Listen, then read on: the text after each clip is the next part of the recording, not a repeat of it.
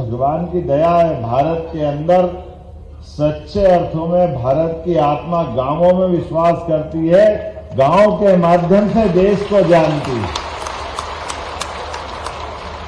भारत की आत्मा गांव में बसती है। माननीय महात्मा गांधी जी कहा करते थे, और ये बात सही है कि भारत की प्रगति कराना है, भारत को आगे बढ़ना है, तो उसके गांव की समृद्धि को मजबूत करना है। गांव, किसान, गरीब, इस पे पर्याप्त ध्यान दो, देश अपने आप आगे बढ़ जाएगा। हमको और उसमें कुछ अलग से करने की जरूरत है।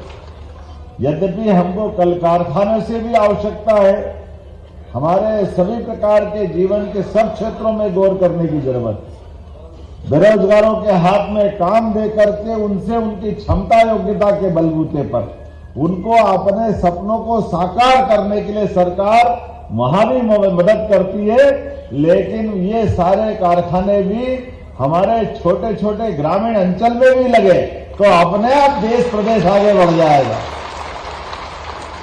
इसलिए हमने अपनी सरकार के गठन के बाद यशस्वी प्रधानमंत्री श्रीमान नरेंद्र मोदी जी का जोरदार अभिनंदन करें।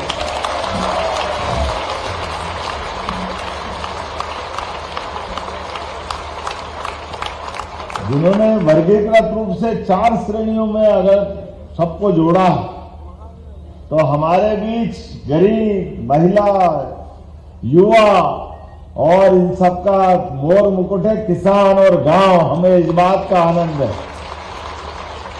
जब किसान की बात करेंगे तो युवा किसान, हम गरीबी की बात करेंगे तो सच में सब लोगों के लिए काम धंधे के आधार पर नीचे से हमारा स्वावलंबी भारत हमारी सारी बातों को जोड़ के चलता है। ऐसे में गांव की समृद्ध इकाई सब प्रकार से चिंता करती और इसीलिए आज गांव के अंदर पंचायती राज व्यवस्था में सबसे काम की अगर धुरी पंचायत है तो उसकी आत्मा पंचायत सचिव के रूप में होती है।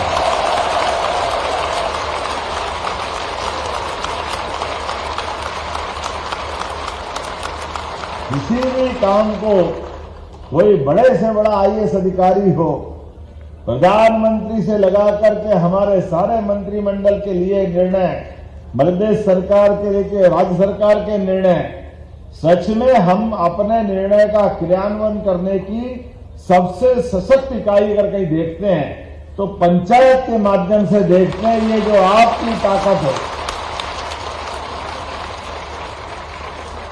आपके माध्यम से जो काम होते हैं, हो सकते हैं भविष्य की दृष्टि से भी, तो हमारा सबका फर्ज है सच में हमारे गांव की पंचायत राज व्यवस्था मजबूत करो, अपने आप प्रदेश और देश मजबूत हो जाएगा।